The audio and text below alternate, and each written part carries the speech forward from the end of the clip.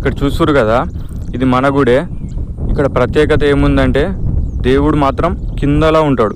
కింద ఇప్పుడు మనం చూస్తురు కదా, ఇది చూపిస్తాం. ఇగో చూస్తురు కదా, ఇప్పుడు గుడిలో దేవత కనిపిస్తలేదు కదా, దాంట్లో కిందకి ఉంటుంది మా ఊరు పోషమ్మ. చూస్తురు కదా, కింద ఉంటాయి, కింద స్టెప్స్ ఉంటాయి, దాంట్లో దిగాలి. ఇగో ఈ గుడి ఊతం అలాగనే కింద ఉంటుంది మొత్తం దేవత. సైడ్కి అక్కడ యాప్ చెట్టు కాడ కనిపిస్తుంది కదా ఆ దేవత. ఇగో ఈ గుడి అయితే ఇక్కడికైతే ఫుల్ నీళ్ళు వచ్చాయంటే మా ఊరి చెరువు మత్తడి దుంకుతుంది అన్నట్టు. దాని కారణంగా ఇప్పుడైతే సగంలు ఉన్నాయి కాబట్టి సగం ఉంది. ఇంకొక గట్టిగా వాన పడితే మాత్రం మా ఊరు చెరువు మత్తడి దుంకుతుంది అని కన్ఫామ్గా అయితే మత్తడి దుంకుతుంది జర మునిగిందంటే దేవత. దాని కారణంగానే ఇక్కడ చాలామంది ఏం చేస్తారంటే, ఇది ఒక 100 ఏళ్ల క్రితం చెట్టుది. దీని కారణంగానైతే ఇప్పుడు మా చెరువు చూస్తారు కదా, చెరువులో అయితే ఇప్పుడు ఈ చెరువులకు మాత్రం నీళ్ళు వచ్చినాయంటే మన పంటకైతే ఒక 3 ఇయర్స్ మాత్రం ఎలాంటి బోర్లు గ్యాప్ ఏమియో. ఇప్పుడు వర్షాలు కొట్టిపోతే మా అంటే 10-15 రోజులు అవుతుంది. ఇప్పుడైతే ఫుల్ వస్తున్నాయి అందరి బోర్లు. ఇక్కడ సైడ్ అయితే చెరువు కట్ట కిందికి అయితే ఈ గుడి చూస్తారు కదా, ఈ గుడి పేరేమో గంగమ్మ గుడి. ఇది కూడా మా ఊళ్ళోనే ఉంటుంది. ఇది మీకు తెలిసినట్టయితే కామెంట్లో పెట్టండి, ఇది ఏ ఊరు ఏం కథ అనేది. మా ఊరు పేరైతే మీకు చెప్పట్లేదు. ఇదైతే మీరు చాలామంది వచ్చి ఉంటారు ఇక్కడికి ఈ గుడి కాడికి అయితే కన్ఫామ్గా. ఇది మొత్తం లొకేషన్ అయితే చూపిస్తాను. ఇది ఏ ఊరో మొత్తం మీరు కామెంట్లో పెట్టండి. ఇది అయితే చూస్తారు కదా, ఇక్కడ ఈ గుడికి ప్రత్యేకత ఏంటంటే అక్కడ 2 కళ్ళు కనిపిస్తున్నాయి కదండి, ఆ కళ్ళ కాడికి అయితే నీళ్ళు వచ్చాయనుకో సగంలోకి, అప్పుడు మా చెరువు అనేది మత్తడి దుంకుతుంది కన్ఫామ్గానైతే. ఇక్కడ ఇదంతా చూస్తారు కదా, ఈ దేవతనైతే ఫుల్గా మునిగిందనుకో కన్ఫామ్గా మత్తడి దుంకుతుంది.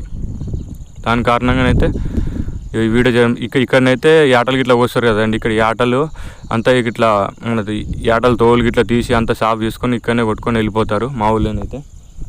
మీరు చూస్తారు కదా, ఇదంతా అదే. ఈ గుడి చూసారు కదా అండి, మీకు ఈ గుడి తెలిసినట్టయితే మీరు ఎప్పుడైనా ఇక్కడికి వచ్చినట్టయితే సరే కామెంట్లో పెట్టండి. ఇక్కడనైతే అక్కడ బోర్ కనిపిస్తుంది అండి, అక్కడ బోర్ కాడనైతే స్నానాలు చేసి అయితే గుడిలోకి అయితే వెళ్తారు. ఇదైతే మా ఊరు ప్రత్యేకత కన్ఫామ్గానైతే. దీని కారణంగానైతే మా ఊరికి ఒక పేరు వచ్చింది. గుడి కారణంగా ఇంకో గుడి ఉంది, దాని కారణంగానే అయితే మా ఊరికి అయితే ఒక పేరు వచ్చింది. ఆ పేరు ఏంటిదో మీరైతే కామెంట్లో పెట్టండి. ఈ ఊరైతే చూపిస్తున్నాను ఫుల్గా వీడియోనైతే. ఇదంతా మా ఊరి చెరువే, ఊరి చెరువు. ఇవి జాబ్ చెట్లు అయితే ఎక్కడియో కాదండి, ఒక 100 ఏళ్ల క్రితం ఈ చెట్లు అయితే. ఇక్కడ స్టేట్లో కనిపిస్తుంది కదండి, అది బొందలగడ కూడా మనదే సమాధి. ఇదంతా మన ఊరే. ఇది నిన్ననే ఒక వినాయకుడిని అయితే నిమజ్జనం అయితే చేయడం జరిగింది. అక్కడ బొందలగడ కనిపిస్తుంది కదండి, అక్కడికైతే వెళ్దాం నెక్స్ట్ అయితే.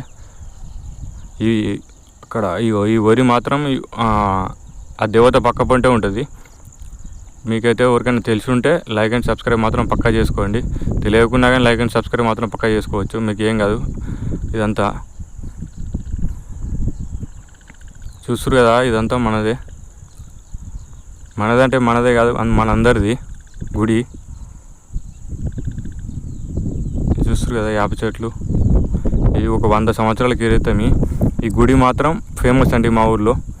ప్రతి ఒక్కరైనా ఎవరైనా కానీ కొత్తగా పెళ్ళి అయితే మాత్రం ఇక్కడికే కన్ఫామ్గా అయితే వెళ్తారు, ఈ గుడి కాడికి అయితే. పెళ్ళి కాకముందుకు బోనాలు తీస్తారు, మళ్ళీ పెళ్ళి అయినాక కానీ అది పూలు అంటారు కదండి, దానికి బాట తొవ్వ.